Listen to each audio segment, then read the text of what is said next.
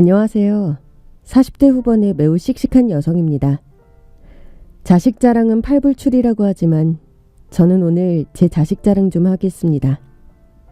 세상에 둘도 없는 제 아들은 발달장애를 가진 매우 특별한 아이입니다. 눈에 넣어도 아프지 않다는 말처럼 제 눈에 우리 아들은 차은우보다 잘생겨 보이고 임영웅보다 더 매력적입니다. 제 아들은 태어날 때도 사뭇 남달랐어요. 팔싹둥이 조산아로 태어나 곧바로 인큐베이터로 직행했으니까요. 아기를 보러 신생아 집중치료실에 가면 간호사들이 우리 치료실 최고 미남 면회요 할 정도였어요.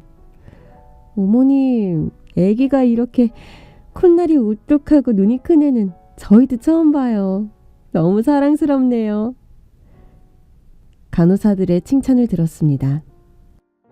그렇게 한 달을 지내고서야 우리 아들은 엄마 품에 안겼습니다. 조산아였지만 유난히도 잘생기고 건강하며 온순한 아이였기에 100일이 지나도 1년이 지나도 제 아들이 장애가 있는 줄 몰랐습니다. 그저 저희 부부는 우리 애가 다른 애들보다 좀 시크하고 제법 쿨하며 애써 감정 표현을 잘 못하는 아이구나, 요 정도로만 생각했어요. 그런데 돌이 지나면서 조금씩 초조해지기 시작하더군요. 다른 또래 아이들이 엉금엉금 기어다니다가 잡고 걷다가 혼자서 걷기까지 하는데 우리 아들 우준이는 제 눈도 잘 마주치지 않고 제 목소리에도 거의 관심을 보이지 않았습니다. 다른 집 애들은 조금만 불편해도 앙 하면서 엄마에게 손을 내밀고 안기는데 우준이는 제 팔을 내밀어 스스로 엄마에게 안기는 행동을 하지 않았어요. 아이가 먼저 저한테 와서 제 무릎에 앉는 일도 없었어요. 그런데 희한하게 낯가림도 없었어요. 낯선 사람이 안아줘도 낯을 가리지 않고 쉽게 안겼습니다. 정작 또래들한테는 가까이 가려고도 하지 않았고요. 시어머니가 준이의 발달 상태를 걱정하셨습니다. 무슨 애가 순한 거냐 맹한 거냐, 모르는 사람이 안아주면 보통은 엄마한테서 안 떨어지려고 울거나 징징대는데 얘처럼 멍 때리면서 아무 표정 없는 아이는 처음 본다. 준아, 이 할미 얼굴이 보이니? 날 보고 있니? 엄마는 무슨 말을 그렇게 하세요? 애가 낯 좀 안 가린다고 맹하다니. 준아, 할머니 그딴 소리 하실 거면 집에 가세요 해. 그렇잖아. 애가 눈도 안 마주치고. 이것 봐. 나를 보는 게 아니라 내 머리 뒤를 보는데 얘가 뭘 보는 거야? 귀신이라도 보나? 우리 준이도 아는 거지. 할머니가 헛소리 하니까 거르자. 그래서 흐리눈 하는 거야. 이놈의 자식이. 엄마가 애를 한두 번 봤니? 이렇게 멍하고 세상 무관심한 애는 처음 봐. 머리에 이상 있는 거 아니야? 우리 아들 시크해서 그래 엄마. 애가 안 울고 순둥순둥. 난 좋기만 하고만. 좋긴 뭐가 좋아. 얼른 애 데리고 병원에 가봐. 저도 아이가 무표정한 얼굴로 애착 행동을 하지 않아서 신경이 쓰였습니다. 그래서 아이가 3살이 됐을 때 병원에서 정밀검사를 받았는데 자폐 진단을 받고 제 인생이 송두리째 바뀌었습니다. 사실 솔직히 말씀드리면 어느 정도 예상은 했었어요. 하지만 차마 입 밖으로는 꺼내고 싶지 않았어요. 인정하기 싫은 마음이 컸습니다.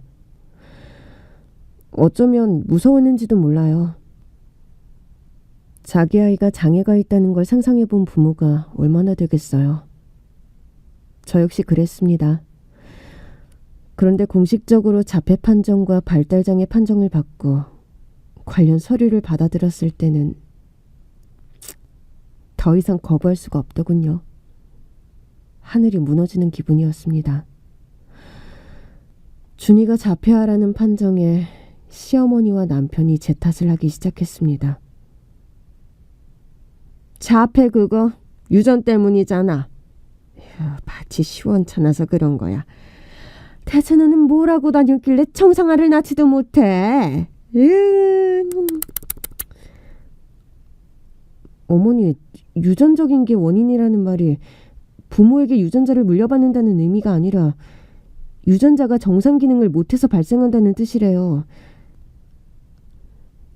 그러니까 부모 유전자 때문에 그런 게 아니라고요. 뭔 소리야. 그 말이 그 말이지. 우리 집안 핏줄에 저런 불량품은 없었어. 그러니까 원인이 애미한테 있는 게야.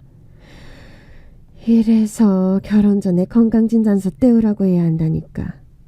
집안에 무슨 유전병이 있는 줄 알고. 우리가 속았네, 속았어. 어머니, 근거 없는 말씀하지 마세요. 저희 집안에 유전병 없고요. 손자한테 불량품이라뇨. 애 앞에서 그런 말 하지 마세요. 조금 늦는 것뿐이에요. 불량품을 불량품이라고 하지? 내가 틀린 말 했니? 아이고, 속 시끄럽다. 애를 낳아도 치 닮아서 털 떨어진 애를 낳고 뭐 잘했다고 큰 소리야, 큰 소리는. 네, 우준이는 자폐아가 맞고요. 발달 장애아이기도 합니다. 근데 그건 우준이의 잘못도 저의 잘못도 남편의 잘못도 아니잖아요. 우리가 선택한 운명이 아니란 말입니다. 하지만 시어머니는 우리 아들이 실수로 태어난 불량품이라며 할 수만 있다면 고아원이라도 애를 내다버리라는 둥 거침없이 폭언을 했습니다. 그럴수록 저는 방긋 웃지도 까르르 자지러지지도 않는 아들의 머리를 쓰다듬으며 맹세했습니다. 우준아, 너는 절대 불량품이 아니야. 너는 하늘에서 준 귀한 선물이야. 엄마는 널 포기하지 않을 거야. 우리 천천히 함께 이 세상을 살아나가자. 살다 보면 뜻하지 않은 고난, 시련, 역경과 맞닥뜨리게 되는데 그럴 때일수록 가족의 응원과 지지, 사랑이 큰 힘이 되잖아요. 그 어느 때보다 절실하게 남편이 필요했습니다. 아이 때문에 불안하고 두렵고 안쓰럽고 속상한 제 마음을 남편이 공감해주고 서로 위로가 되어주길 간절히 바랐습니다. 그런데 남편은 한숨만 푹푹 내쉬고 장애를 가진 아들을 거부하고 받아들이지 못했어요. 마치 만지면 감염이라도 되는 양 아이를 안아주지도 같이 놀아주지도 않았고 심지어 아이를 부끄러워했습니다. 점점 아이를 데리고 병원에 가는 것도 핑계를 대면서 슬슬 피했습니다. 그러면서 남편은 자기만의 시간은 유독 열심히 즐겼습니다. 금싸라기 땅 시내 번화가에 31가지 아이스크림 가게와 커피콩 카페를 운영하는 자영업자였던 남편은 마음만 먹으면 시간을 낼 수 있는 상황이었음에도 아이에게 시간을 내어주지 않았습니다. 대신 동창 모임, 골프 모임, 지역 라이온스 클럽 모임에 자신의 시간을 할애했고 저와 아이에게는 무관심으로 일관했습니다. 저는 정말 서운했고 외로웠습니다. 남편의 관심과 따뜻한 말 한마디를 듣고 싶었습니다. 제가 눈물로 호소했지만 저희 모자를 모른 척 외면하는 남편의 등은 얼음처럼 차갑고 싸늘하더군요. 피곤해. 나더러 어쩌라고. 내가 애랑 놀아준다고 자폐가 없어지길래? 정상이 되길래? 내가 지혜빈 줄도 모르는데 뭘 어떻게 하란 말이야? 모르긴 왜 몰라? 애가 늦어서 그렇지 다 알아. 표현이 더뎌서 그렇지 다 느껴. 의사 선생님이 지금 아이와 더 깊은 감정을 교류하지 않으면 영원히 말을 못할 수도 있다잖아. 아빠가 같이 놀아주고 소통해야지 그나마 아이 사회성도 기를 수 있는 거라고. 그런 건 당신이 해. 당신 그런 거 잘하잖아. 나는 돈 벌어다 주면 되는 거 아니야? 병원비, 교육비 다 내가 내고 있는데 그럼 됐지 뭘 그래? 제발 닭달만 하지 말고 내 생각 좀 해줘. 나도 집에 오면 그냥 좀 쉬자. 가정을 지키는 게 가장의 일이잖아. 제발 당신도 우준이를 위해서 노력을 해야 하는 거 아니냐고. 아, 내가 이래서 집에 들어오기 싫다니까. 맨날 징징대는 마누라 너 같으면 좋겠냐? 남편은 저의 간청과 애원을 징징대는 거라며 일축했고 오히려 시어머니와 함께 아이를 쫓아내려고 하더군요. 외국에 특수학교가 있으니 저와 둘이서 그리로 가 있으라고 했어요. 전 아이가 부모와 함께 사는 것이 아이의 정서와 교육에 더 좋을 거라고 믿었기 때문에 시어머니의 제안을 거절했어요. 저는 영어도 못하는데 그곳에 간들 제가 뭘 할 수 있겠어요? 친정 부모도 있는 이 땅을 떠나고 싶지 않았어요. 그러자 남편은 무슨 불만이 그리 많은지 점점 바깥으로 돌았고 언제부터인가 늦는 날이 늘더니 결국 외박까지 일삼았습니다. 그 중에서 최악은 아들 생일에도 불참했다는 사실입니다. 하도 이상하고 수상해서 남편의 차며 옷이며 휴대폰이며 이것저것 뒤져본 결과 여자가 있었습니다. 남편 카페에서 알바하던 어린 여대생이었어요. 남편이 외박하던 날마다 그 여자애와 같이 있었다는 정황을 문자로 확인했습니다. 제가 알기로는 시아버지도 바람 전 적이 있으셔서 시어머니가 마음고생을 심하게 하신 걸로 알아요.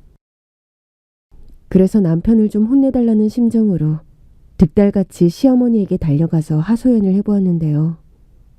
그런데 팔은 안으로 굽는다고 시어머니는 자기 아들 편을 드셨습니다. 에휴, 내 아들 탓할 것도 없다. 네가 얼마나 남편을 안 챙기면 밖으로 돌았겠니? 주구장창 아들만 끼고 사는데 나라도 도망가지. 시어머니의 반응을 보고 이 집에 내 편은 아무도 없구나 실감했고 없던 정도 다 떨어졌습니다. 처음으로 이혼이란 단어를 떠올렸던 것 같아요. 사실 아들을 혼자 돌보고 양육하고 있어서 남편이란 존재가 유명무실한 상태였거든요. 그래도 선뜻 혼자 아이를 키울 생각이 안 생기더라고요. 그렇게 남편은 바람을 피우며 1년의 세월이 흘렀고 우준이는 5살이 되었습니다. 병원에서는 자폐 원인을 모른다고 했지만 저는 내심 시어머니가 한 말이 맞는 게 아닐까 하고 두려웠습니다. 내가 잘못 낳아서 잘못 키워서 내가 평소 강박적인 습관이 있어서 우준이가 자폐인 건 아닐까 하는 죄책감이 제 심장을 짓눌렀습니다. 그렇게 멘탈이 바사삭 부서져 갈 때 제 멘탈을 아예 완전히 갈아버리는 사건이 발생했어요. 어느 날 갑자기 시어머니가 조용히 저를 부르시더군요. 아들을 데리고 시댁에 갔더니 남편과 그 어린 여자가 함께 앉아 있었습니다. 여자애는 생각보다 앳돼 보였는데 많아봤자 22 정도로 보였습니다. 곁눈질을 해서 보니 배가 불룩하니 산만하게 솟아올라와 있더군요. 누가 봐도 산딸이 얼마 남지 않은 임산부의 몸이었습니다. 저는 크게 놀라기는커녕 올 것이 왔구나 하는 담담한 마음이었습니다. 아니, 심장이 쿵쾅쿵쾅 거렸지만 어떻게든 정신을 차려야 한다는 생각에 담담한 척 연기를 했던 것 같아요. 시어머니는 무슨 남북 정상회담을 중재하는 중립국의 수장이라도 된 듯이 엄숙한 얼굴로 입을 뗐습니다. 어서 와라. 내 오늘 단판을 내려고 너를 불렀다. 네, 어머니, 말씀하세요. 저는 들을 준비가 됐습니다. 우준이 애미야. 너도 우리 민석이가 손이 귀한 집안의 3대 독자. 귀한 아들인 건 잘 알 테고 우리 집안의 대를 이을 아이가 얼마나 절실한지 누구보다 알 거다. 그치? 네, 알아요. 일전에도 말했지만 나는 불량품에게 우리 집안을 맡길 수가 없어요. 용납이 안 돼. 말 함부로 하지 마세요. 불량품 아닙니다. 넌 아니라고 해도 세상에 나가봐라. 저게 정상이라고 하겠니? 너한테서 둘째가 태어나는 것도 무섭다. 또 저런 괴물이 나올지 누가 알겠어?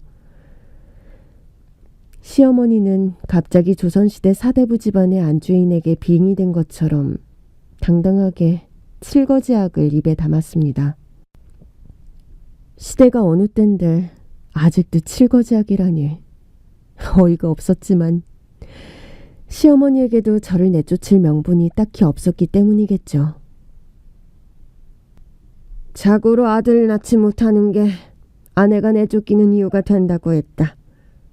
비록 네가 아들은 낳았다만 어딜 봐서 저게 제구실을 하겠니? 나는 절대 안 된다고 판단했다. 그러니 섭섭하게 생각 말고 여기 도장 찍고 새 출발하렴. 시어머니가 내미는 이혼 서류를 받아들고 남편의 눈을 사정없이 노려보았습니다. 남편이 제 눈을 피하며 변명을 해댔습니다.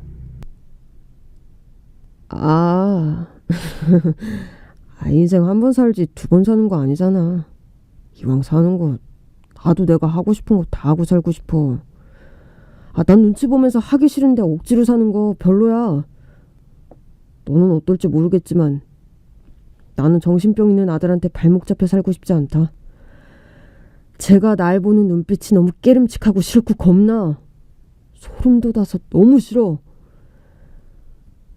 어떻게 자기 아들에게 정신병이니 소름이 돋는다는 그런 천벌받을 망언을 할 수가 있는지 제 이성과 상식, 윤리 도덕으로는 이해할 수가 없었습니다. 언젠가 네팔에 자폐아인 아들을 버려두고 아이 여권을 가지고 귀국했다던 쓰레기 같은 부모들의 이야기를 들은 적이 있는데 그런 짐승만도 못한 부자가 지금 제 눈앞에 앉아서 개소리를 나불대고 있었습니다.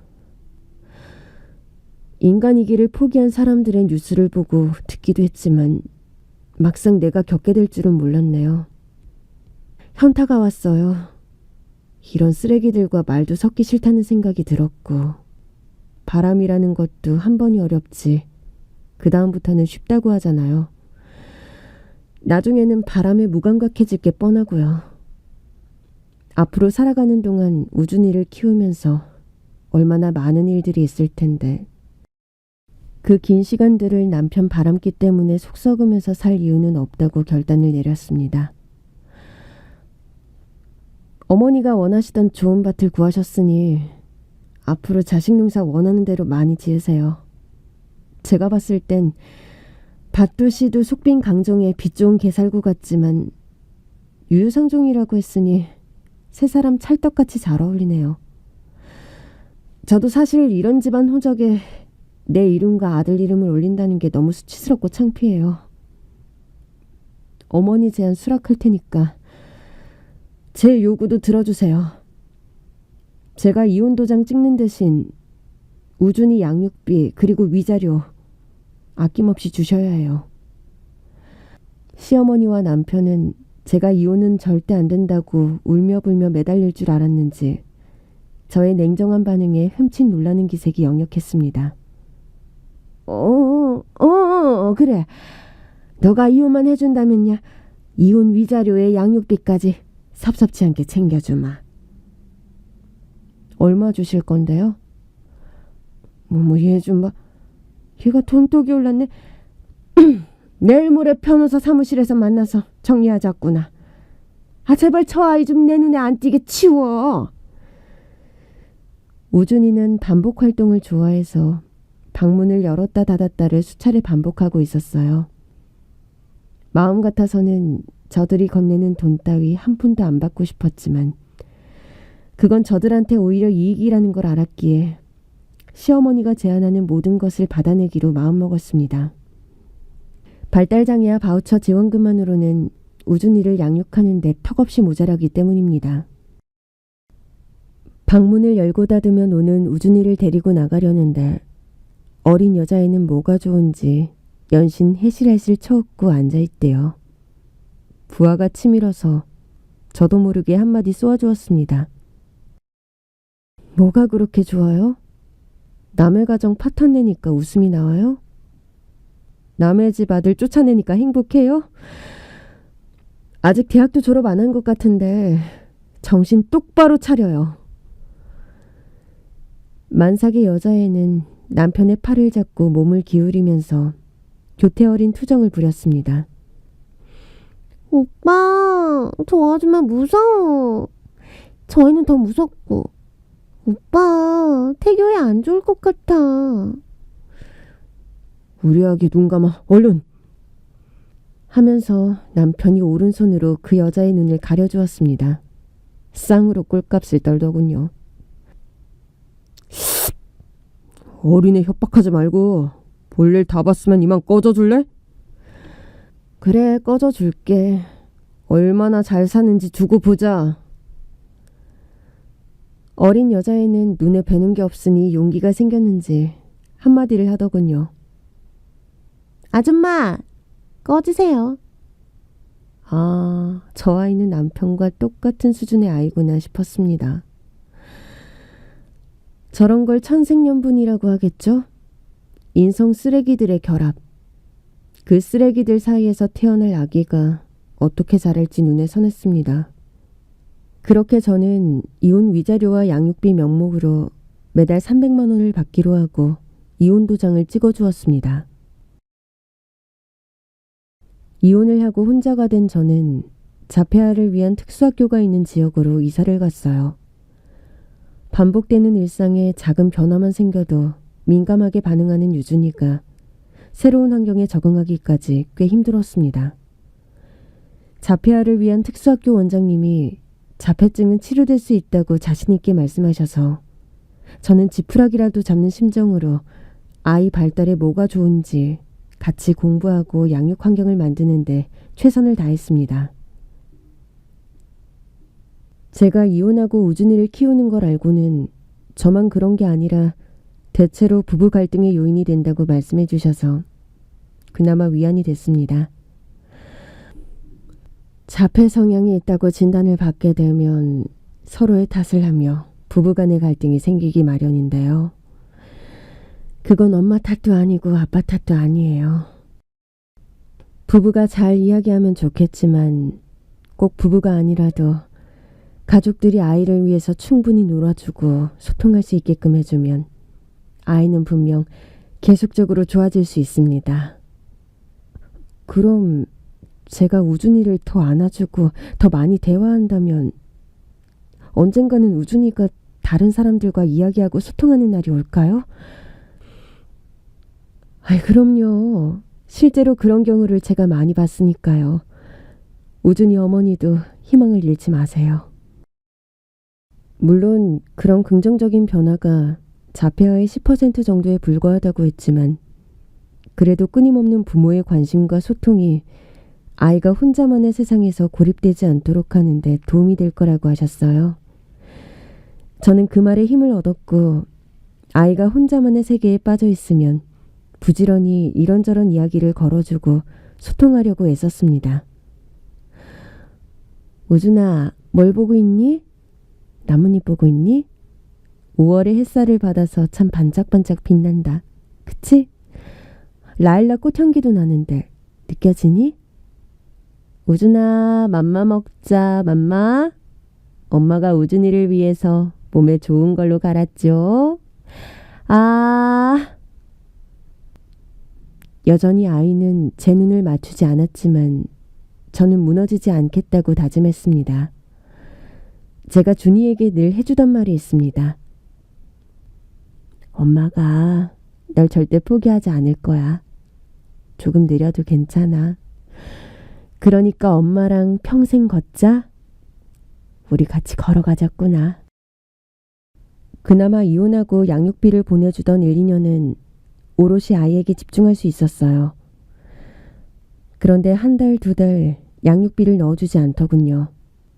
어쩜 이렇게 양아치 짓을 하는지 전화를 걸어 따져 물으려고 했는데 전화번호를 바꾸고 제 전화를 받지 않았습니다.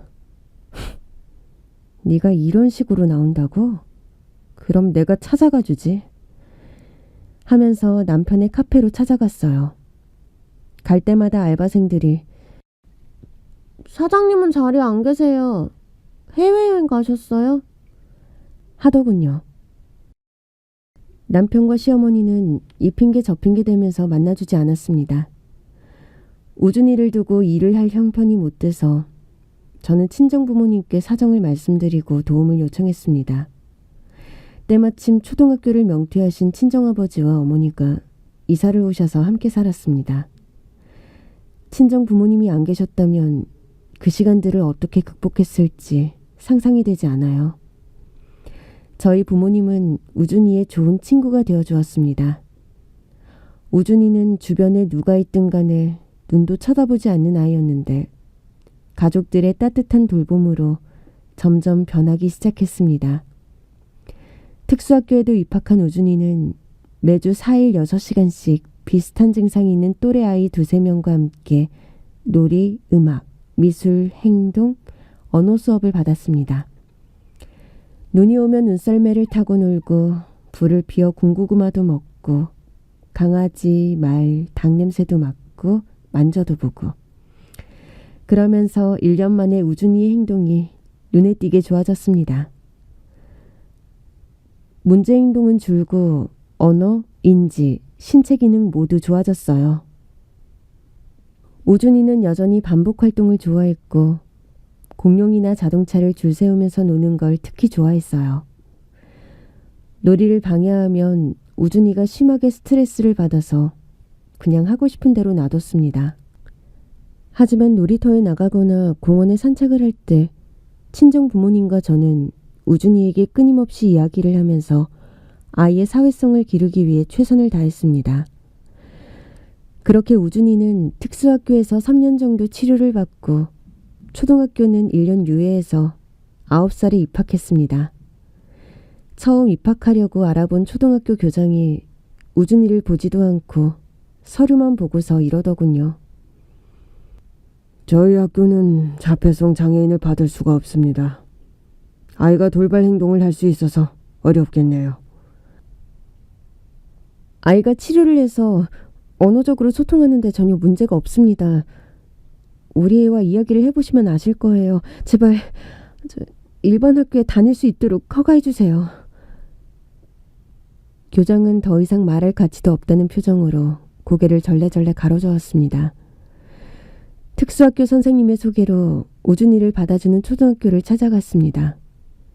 우준이는 치료 덕분에 언어적으로 소통하는 데는 크게 문제가 없었고 외모도 귀엽게 잘생겨서 또래 친구들에게 인기도 많았습니다.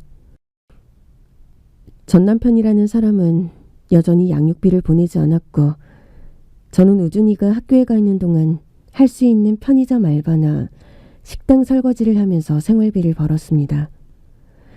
그런데 어느 날 우준이를 데리러 학교에 갔는데 교실에서 우준이가 나올 생각을 안 하는 겁니다.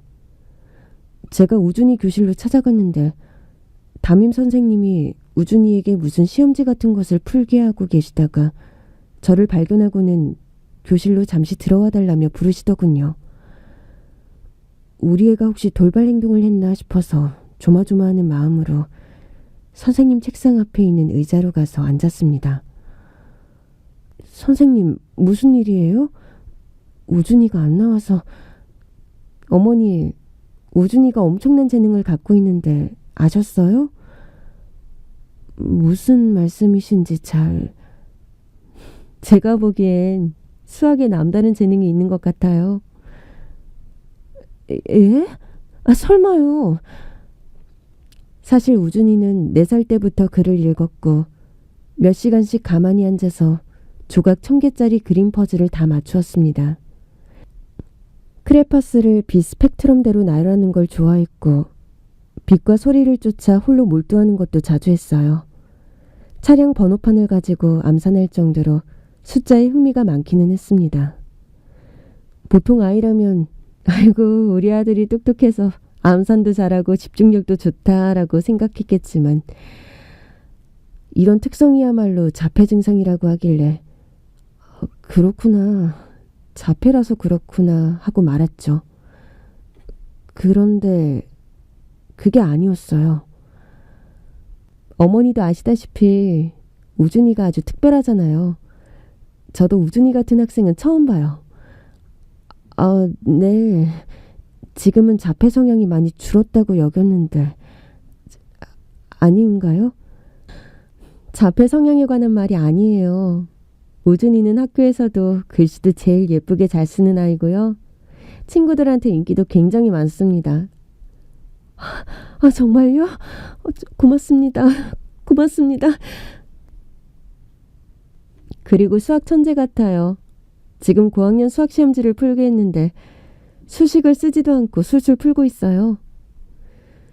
선생님 말을 듣고 우준이를 봤더니 정말 우준이가 아주 건방진 자세로 문제를 째려보다가 답을 써놓고 또 문제를 째려보다가 답을 적고를 반복하고 있었어요. 어머니, 보통 초등학교 1학년이면 덧셈 뺄셈을 손으로 하는 애들이 수두룩하거든요. 그런데 우준이는 마이너스 음수의 개념을 완벽히 이해하고 있어요. 0 빼기 5는 마이너스 5라고 하더라고요. 게다가 8 곱하기 8은 64잖아요. 이걸 우준이가 8은 2 곱하기 4니까 16 곱하기 4이거나 32 곱하기 2와도 같다는 개념을 완벽하게 이해하고 있어요. 제가 15년 아이를 가르치면서 이런 아이는 처음 봅니다. 선생님은 우준이가 곱셈을 단순히 외우는 수준이 아니라 그 원리를 이해하고 응용한다는 점에서 확실히 수학적으로 재능이 있는 것 같다며 앞으로 우준이 교육에 남다른 책임감이 생긴다고 하셨어요. 그 말씀을 들으니 저도 책임감이 커졌습니다. 선생님의 추천으로 영재교육원을 다니게 되었고 방과 후에는 집에서 초등학교 교사 출신인 친정아버지가 우준이 공부를 봐주셨습니다. 저도 우준이를 지도하려면 수학에 관심을 가지고 공부해야겠다 싶어서 서점으로 가 몇 권의 책을 샀어요. 펠레만의 살아있는 수학, 짱 쉬운 수학, 이런 수학은 처음이야. 이런 책들을 사서 읽었는데 정말 한두 장을 넘기는 것도 쉽지 않았습니다. 이게 무슨 말이야 대체. 누구나 짱 쉽게 푼다며. 그런데 왜 나는 하나도 모르겠냐고. 나 놀아버리겠네. 수알못의 수포자였던 저는 학창시절 경험했던 수학의 넘사벽에 막혀서 또 한 번 무릎을 꿇었습니다. 수학 문제도 모르겠는데 어떻게 된 게 해답풀이도 뭐라고 하는지 도무지 알아먹을 수가 없더라고요. 일테면 이런 거예요. 여러분도 짱 쉽다는 수학 문제 한번 같이 풀어보시죠. 저만 풀면 제가 너무 미안하잖아요. 문제 나갑니다. 수수께끼를 좋아하는 한 사람에게 나이가 몇 살이냐고 물어봤더니 이렇게 대답했대요. 내 나이는 3을 더하고 3을 곱한 수에서 내 나이에서 3을 뺀 후 3을 곱한 수를 빼면 내 나이입니다. 이 사람은 과연 몇 살일까요?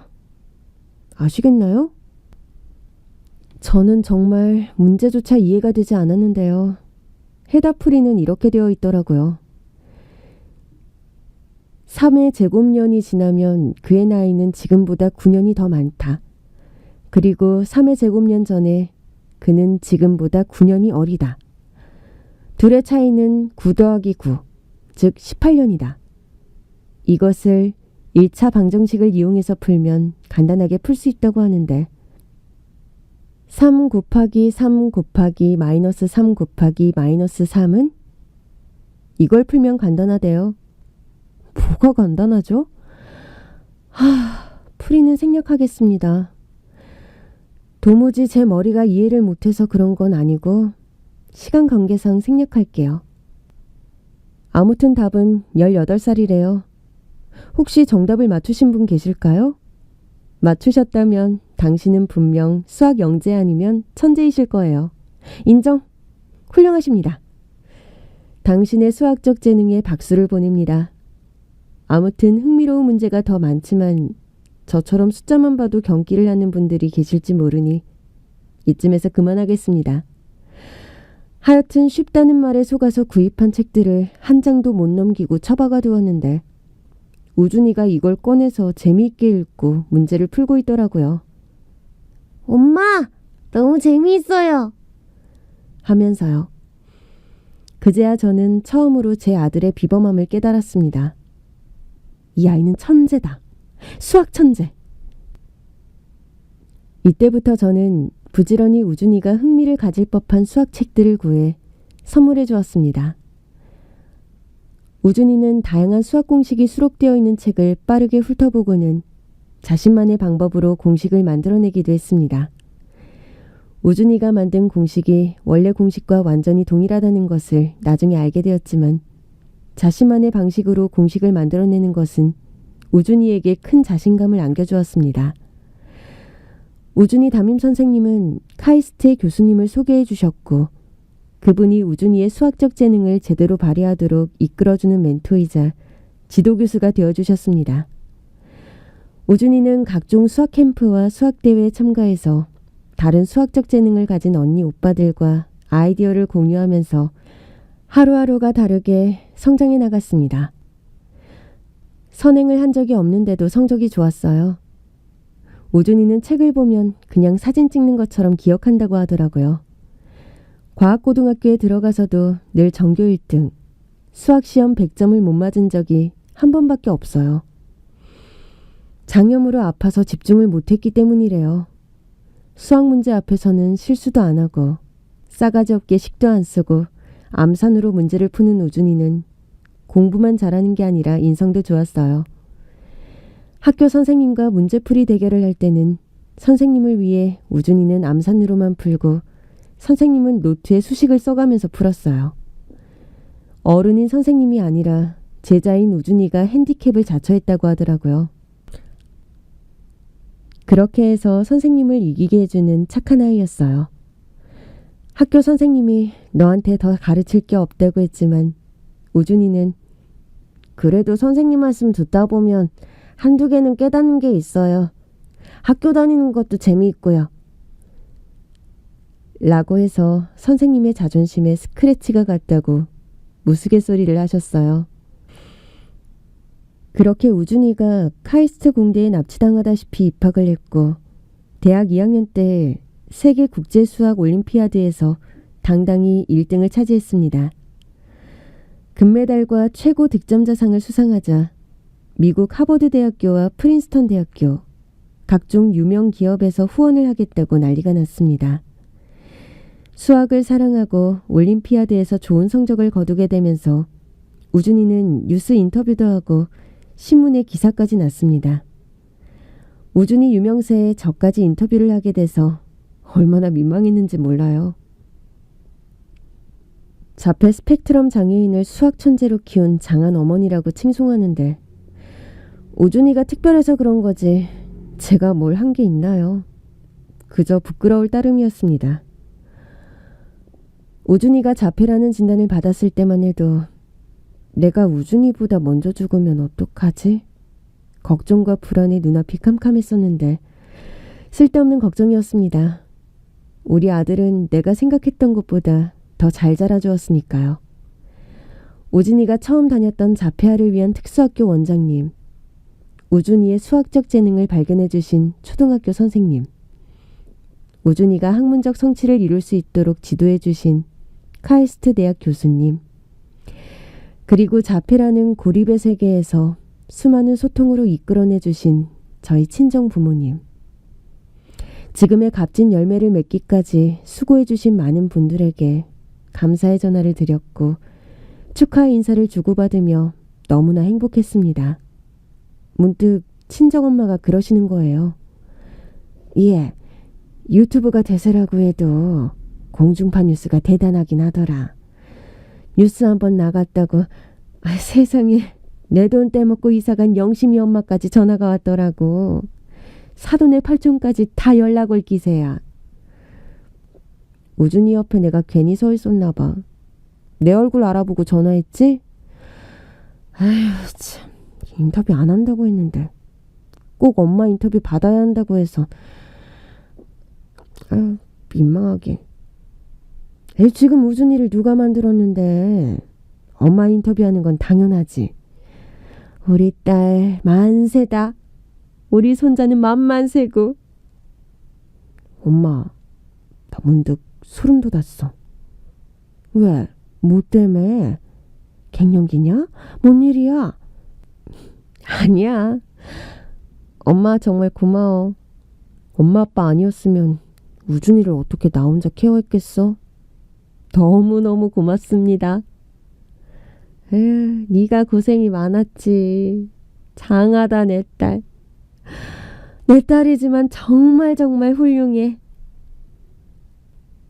엄마 전화를 끊으면서 제가 소름이 돋았던 것은요. 뉴스를 보고 수많은 사람들이 저희 가족인 줄 알아봤듯이 우준이 친아빠도 뒤늦게 우준이를 만나겠다고 찾아오는 건 아닐까. 불현듯 두려움이 엄습했기 때문입니다. 불길한 예감은 어김없이 현실이 되었습니다. 뉴스가 나가고 일주일도 안 돼 예전 시어머니에게서 연락이 왔습니다. 방송국에 자신이 우준이 할머니라며 제 연락처를 물어봤다고 당당하게 말하는데 역겨워서 토악질이 나왔어요. 한 번만 만나달라고 몇 번을 전화해서 울고불고 애원하길래 대체 무슨 소리를 하려고 그러나 호기심을 참지 못하고 덜컥 약속을 잡아버렸네요. 우준이가 5살일 때 제가 이혼하고 그 집에서 나왔으니까 소식이 끊긴 지 20년 만에 처음 만나는 거였어요. 전 시어머니와 만나기로 한 날 약속 장소에 도착해보니 그 여자는 저보다 먼저 나와서 초조하게 저를 기다리고 있었어요. 아유 아가, 우진애미야, 여기야 여기. 어느새 70대로 접어든 시어머니는 또래 어르신보다 더 늙어 보였고 피부도 푸석한 것이 건강도 굉장히 나빠 보였습니다. 하긴 마음을 어떻게 쓰느냐에 따라 얼굴 인상도 바뀐다는데 그동안 어떤 삶을 살았는지 한눈에 알 수 있는 쭈글쭈글 마귀 할멈 얼굴이었습니다. 온다고 수고 많았지? 오늘 귀한 시간 내줘서 너무 고맙다. 고마워. 지나치게 다정한 그녀의 말투가 가식적으로 느껴졌습니다. 예. 저를 보자고 한 이유가 궁금해서 나왔어요. 그렇지. 너는 어떻게 잘 지내니? 혹시 재혼은 했고? 아니요. 우준이 키운다고 정신이 하나도 없었거든요. 재혼 생각을 해본 적이 없어요. 그래, 그랬겠다. 내가 괜한 걸 물었네. 시간이 별로 없어서요. 용건만 간단히 말씀해 주시겠어요? 그래, 용건만 간단히. 내가 간단하게 말하마.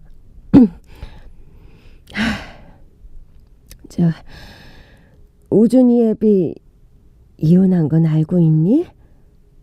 아니요. 너랑 이혼하고 우준이 애비가 땅을 치고 후회를 했단다. 조강지처를 버렸으니 할 말이 없지. 참, 아이고, 새아기하고는 10년 전에 헤어졌어. 알고 보니 그 애가 당돌한 것이, 지금 생각해도 빡친다. 세상에 어린 것이 이 남자 저 남자 집에 얹혀 살며 통거를 했더라고. 어떻게 알게 됐냐면, 정말 남새스러워서 어디 가서 말을 못한다. 전 시어머니는 묻지도 않았는데 궁금하지도 않았는데 혼자 쿵짝쿵짝 잠은 자다 패가며 전 남편의 결혼이 어떻게 파토가 났는지 전혀 알고 싶지도 않은 이혼 이야기를 풀어놓았습니다. 아니, 태어난 애가 아무리 봐도 제 아비랑 닮은 구석이 없어서 우리가 다 당황했잖니. 그래도 민석이는 발꾸라기 닮았나 하면서 요래조래 찾아봐도 코털 하나 닮은 구석이 없는 거야. 그래서 내가 몰래 친자 확인을 하려고 했는데 민석이게 또 말리더라고. 그러다가 애가 10살인데도 너무 폭력적이라서 안 되겠다 싶어 내가 몰래 친자 확인을 해보니까 우리 집 핏줄이 아닌 거 있지. 아, 네, 그랬군요. 근데 하나도 안 궁금한데요. 그래. 그렇지 참. 우준이 애비가 사실 그전부터 너랑 이혼한 걸 반성하고 너와 우준이를 찾아다녔는데 아무리 수소문을 해도 연락이 안 닿아서 엄청 애를 먹었단다.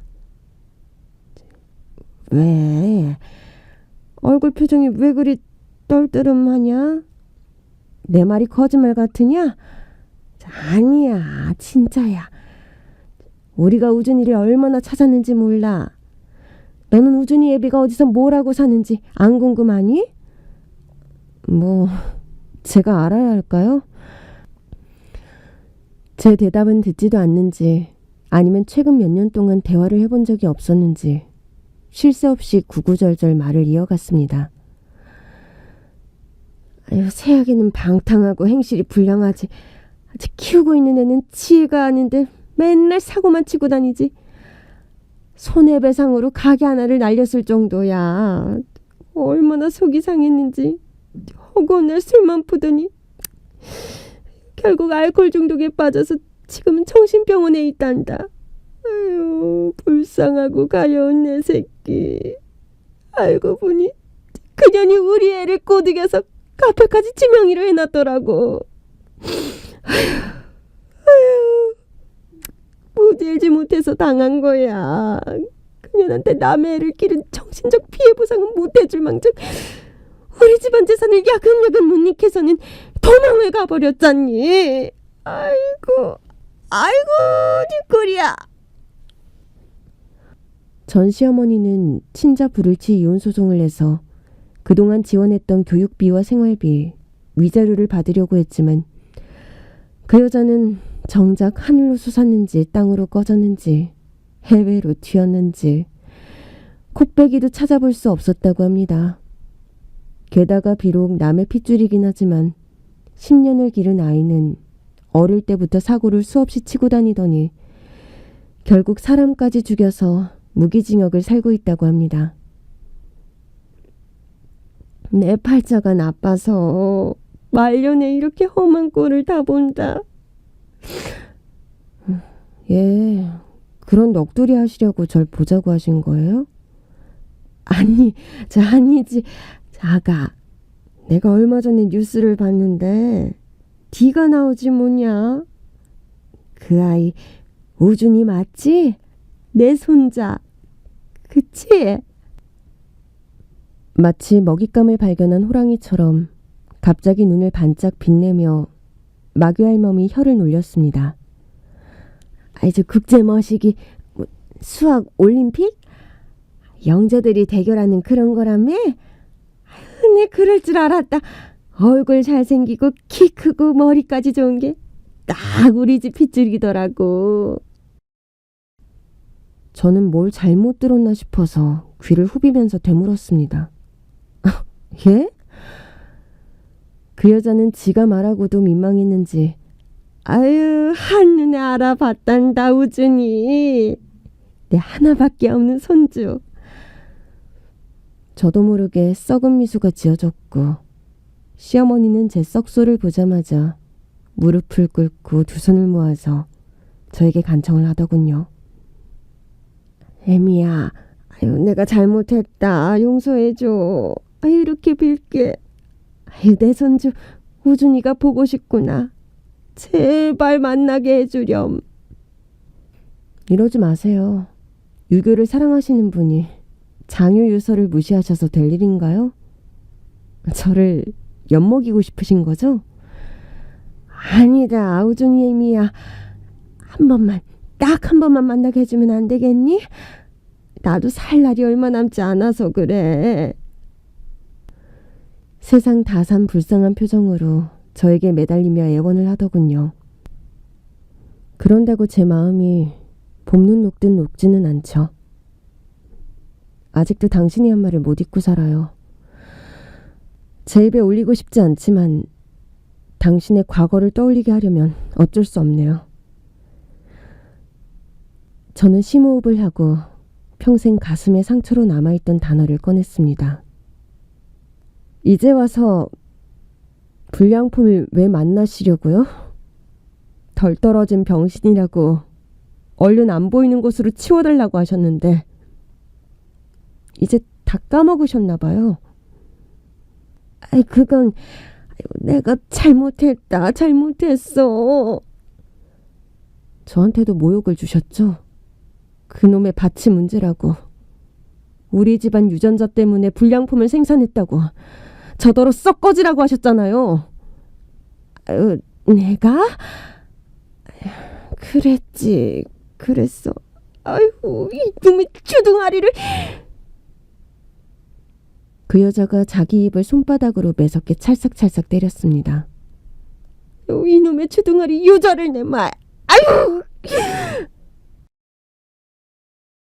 찰싹찰싹 찰지게 내리치는 소리에 카페 안 사람들이 수군대며 저희를 쳐다봤습니다.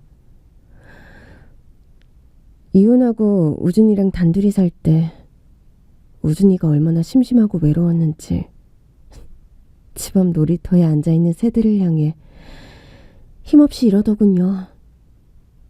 같이 놀자. 그때 같이 좀 놀아주시지 그러셨어요.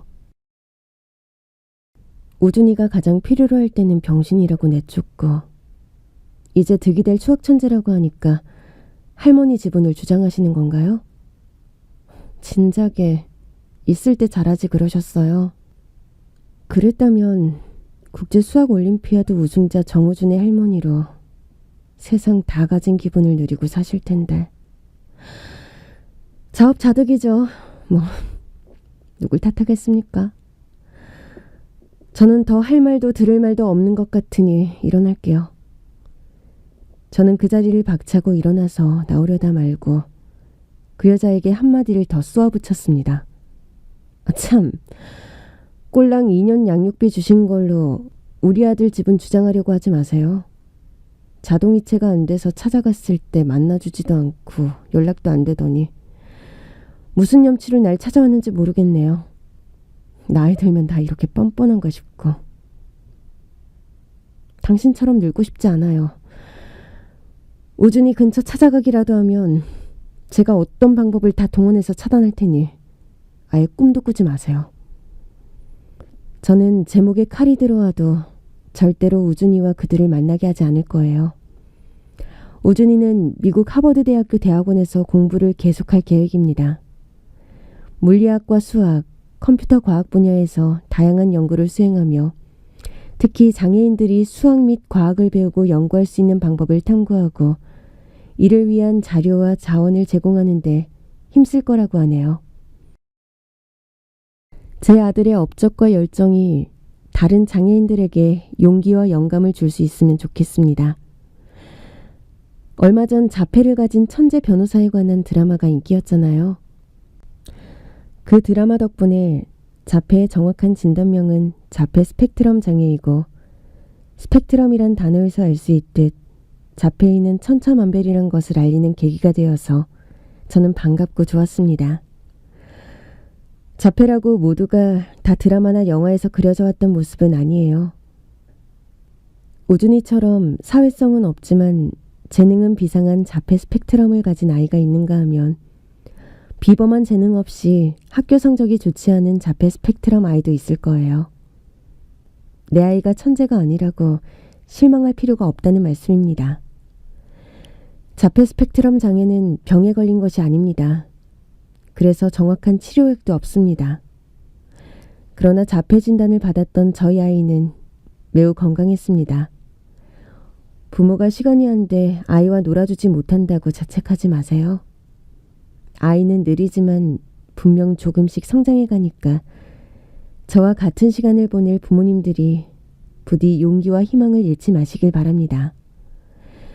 외국에는 자폐 스펙트럼 장애를 가지고도 의사나 교사, 프로그래머, 연구자들이 수두룩한데 우리나라에서는 보기가 힘들다고 합니다. 그 이유는요.